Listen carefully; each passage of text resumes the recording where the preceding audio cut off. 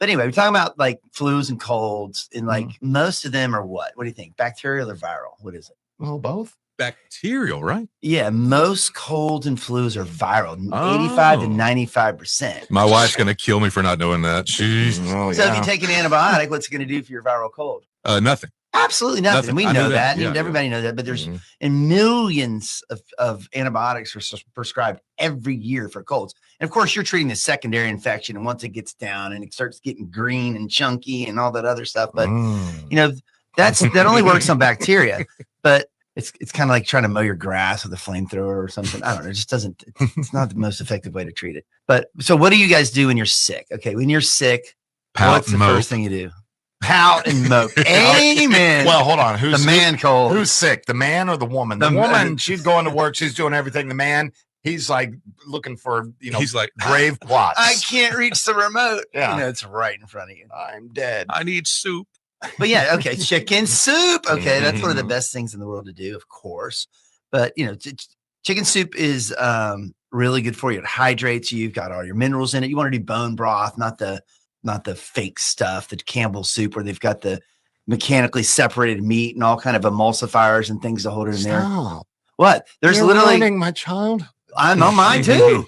That's when you were like one of their executives was literally quoted recently saying they wouldn't eat that crap. Oh, by the way, Campbell's not a sponsor.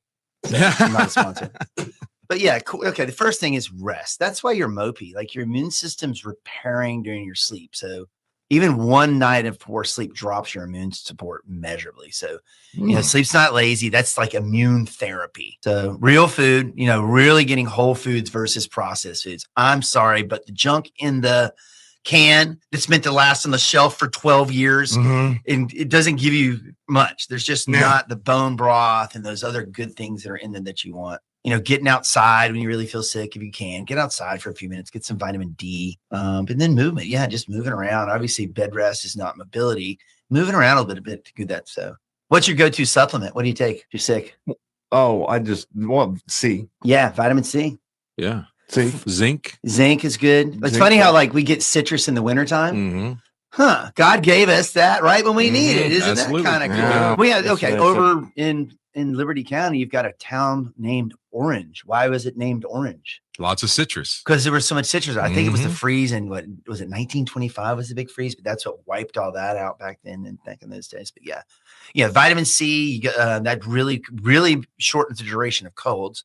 Vitamin D, that's immune regulation. Zinc, early cold intervention. The minute you think you're getting to get your zinc going. NAC, N-acetylcysteine is an amazing respiratory antioxidant. It helps clean your lungs out. Like you wish somebody sick, you wish you just flush your lungs. That's a supplement for that. Do it. Magnesium with stress recovery and elderberry. So supplements, they don't replace your health, though they support it. Sure. What about the shot? Who gets the shot? I do not. Not I. Yeah. I can't remember. I mean, I did the COVID, but I don't think I've ever done a flu shot. It's 30 to 60% of the people get it in Leon County, depending upon the year. They really kind of missed it this year. Like they choose, like, you know, the scientists figure out, okay, what are they going to do? They have a trillion or quadrillion. They pick out the 3 or 4 strains of where they see the virus going. And sometimes they really nail it. This time they missed it. So it's not super effective. It's moderately protective. It's not like a force field. It's not a guarantee. You know, it's a reduction tool, not like a safety force field that's going to totally work 100% of the time. But getting adjusted. Okay. Your immune system responds when you get adjusted. Your white blood cells go, your heart rate variability, you rest better. There's so many things. But in 1918, there was a Spanish flu. Okay. And it killed 50 million people. Like it was massive. And what do we have back then? What do we have for virus now? Well, we have, back then, you know, they just put handkerchiefs on. Yeah, sure. So, yeah. Oh, they didn't mask. Now antibiotics. Yeah, that worked well. So, but yeah, we have antibiotics, of course. We have antivirals, but they don't really work on flu and cold. You have like Tamiflu that helps with the symptoms and things like that. But there's not much for the cold or the flu now. They're just any more than we had back then. You know, there's immune support and there's different biologics and things you can do to help with that. But yeah, that killed a lot of people. And believe it or not, the Spanish flu is kind of what saved chiropractic. Really? 1895. Now it was really took off and then it kind of just wasn't doing well. The schools weren't filling up, but like there's specific records. Like there were chiropractic stats in Oklahoma. And chiropractors had hospital privileges. They were doctors. The doctoring was different there. You could be whatever. You could go to the hospital and adjust people, or go to homes and adjust people. A lot of doctors went to people's homes to treat people. Chiropractors went to people's homes, check people. The state kept records on that. Mm-hmm. Well, in 1918, like 46,000 patients were treated by chiropractors. And in the records, they had 54 deaths out of 46,000. Wow. When this thing killed 5 to 10% of people. So doing chiropractic, it saved some folks radically. And people Sure. saw that. Like the chiropractor came to the farm and adjusted mama until the fever broke, and she made it when the mama down the street didn't. So the schools filled up for that. So, there were also hundreds of people, the Oklahoma stats, there were hundreds and hundreds of people that the medical was like, they're not going to make it. We gave up on. And chiropractic only lost a fraction of those hundreds of people. Like 20 people out of 500 died, and just beat the odds. So, restoring the nervous system function supported survival. So, I don't know. You get loved on. Somebody comes there and loves on you, adjusts you a little bit. Maybe it was the love. Maybe. But we know that there's some things that happen biologically when you get adjusted in the biomarkers that we can measure. So obviously, immune system's regulated by the nervous system. You cannot have one without the other. If I cut your head off, does your body heal? Okay. If I subluxate your atlas bone and put pressure on the brain stem, are you going to heal as well? I guess not. It's just the way it is. So, you've got stress, which is immunosuppression, which we know that parasympathetic tone, which is the healing tone. So the adjustments, like they reduce your nervous system interference. You're going to just have improved regulation. And it's not guesswork. I mean, we can see the result, but then now we know what happens. So we know, like, your white blood cell. Okay. You have a respiratory burst of white blood cells that happens for 18 to 36 hours after the adjustment, that goes and cleans up stuff. White blood cells are what kill viruses and bacteria. And you have their macrophages, like little Pac-Man in there that go eat debris and kill stuff. Like your neutrophil phagocytosis, once again, another cell that goes and kills stuff. Your cytokine signaling, once again, cellular stuff. Your heart rate variability, which measuring heart rate variability, if I clap my hands, your heart rate went up just a little bit from that tiny little stressor. It varies based on your environment all day long. And that varying, when you measure a very varied heart rate, your body is reacting appropriately to the environment. Your cortisol stress markers, like you're talking about, like those, when you get adjusted, those are going to go down. Your lymphatic circulation, which is how your body gets rid of the stuff that's killed.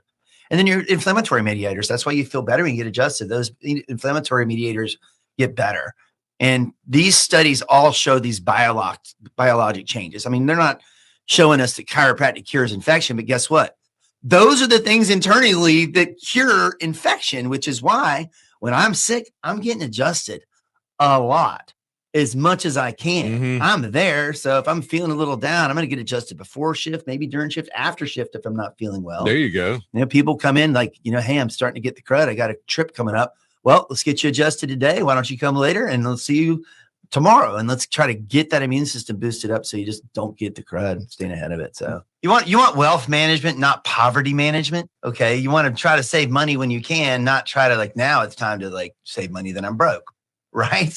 Same thing with your immune system. Same thing with your health. Everything that you do that's healthy for your body is like putting a little penny in your little piggy bank. And at some point you may need to draw on your account that you saved up. So, don't get behind the ball. If you're starting to feel a little scratch in your throat, chill out. Don't push forward. But, what do most people do when they feel a symptom coming on? Well, again, you have to reiterate that with what do most women do when they feel something coming on, and what do most men do when they feel something coming on? Because I would like to think that most women, not feeling well, need to do something. Most men, rub a little dirt on it.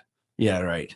That they'll ignore it until we get the cold, which, sick. it kills the common cold kills 100% of all men that get it.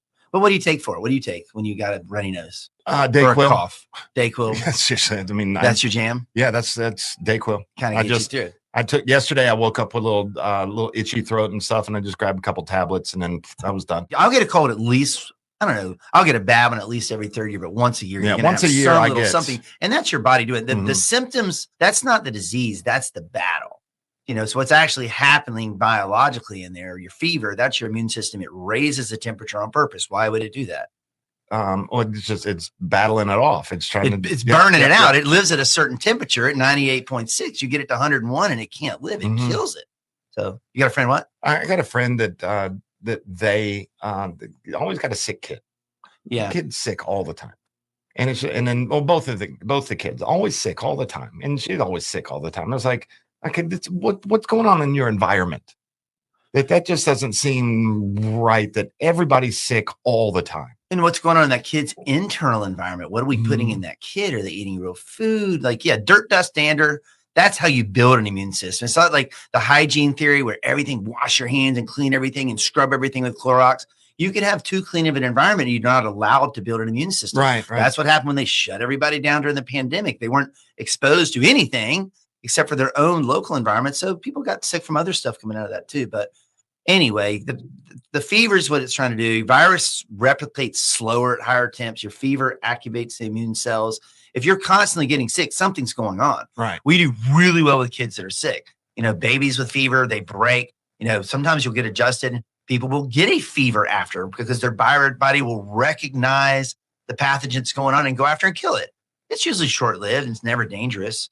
So not my experience, but the fever is not a mistake. It's a strategy. It's your body doing it. And then the fatigue, why would you be tired? It's because your energy is redirected from your muscles to your immune system. Okay. Your body's going to go and take, I've got 100 units of energy. I need to use 90 of them right now for the immune response. The muscles aren't important. That's why you're tired. Your body literally forces you to rest. Right. That's it. Sometimes your body just says, I'm done. I'm sorry, but you're taking a couple days off, whether you like it or not. Yeah, your immune system's telling you to do that. Then the runny nose and the mucus traps the pathogens. That's you literally flushing viruses out. So that's not just gross, but that's your defense. And then coughing cleans your airways. You prevents viral buildup in your lungs. Coughing's like cleaning house in there. But a lot of people treat them like symptoms feel bad, but they exist for a reason. And treating symptoms obviously helps with pain relief.